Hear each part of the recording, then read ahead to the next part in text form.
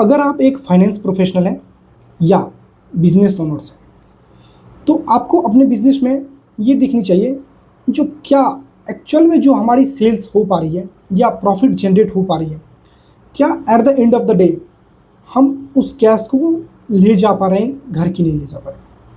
The thing is, मैंने बहुत सारे ऐसे बिजनेस केसेस देखे हैं जिसमें सेल्स तो बहुत अच्छी हो रही है, प्रॉफिट भी बहुत अच्छी रही है, लेकिन मैं अगर कैश फ्लो स्टेटमेंट देख रहा हूँ तो वो निगेटिव आ रही है या आ भी रही है तो उस हिसाब से नहीं आ रही है जितने की इनकी रेवेन्यू है और प्रॉफिट आ रही है।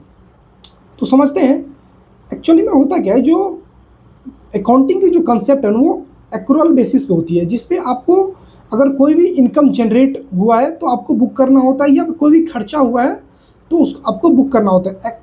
इससे ये मायने नहीं है कि आप एक्चुअली में पैसा आउटफ्लो हो रहा है या नहीं हो रहा है। अगर मैं सिंपल से एक एग्जांपल लूँ तो डेप्रिसिएशन की एंट्री होती है, उससे हमारी प्रॉफिट बढ़ती है, बट क्या एक्चुअल में कैश आउटफ्लो हो रहा है उस ईयर में? तो कैश फ्लो को समझने के लिए हम आज टॉप 5 पॉइंट्स को देखते हैं। First, operating cash flow. जो कस्टमर से जो पैसे रिसीव होते हैं, क्या वो एक्चुअल में हमारे day to day operating expenses या क्रेडिटर्स के पेमेंट करने के बाद पैसे जो बचते हैं, तो क्या इसका रेशियो मोर देन 1 हो पा रहा है या नहीं?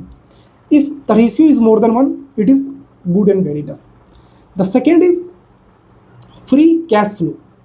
मीन्स क्या डे टू डे ऑपरेशन के पेमेंट करने के बाद क्या हमारे पास उतने पैसे बच पा रहे हैं जो हम फ्यूचर में इन्वेस्ट कर सकें किसी नए बिजनेस में, या हमारी जो डेट्स है क्या हम उसका पेमेंट्स कर पा रहे हैं या नहीं, या डिविडेंड पे कर पा रहे हैं या नहीं।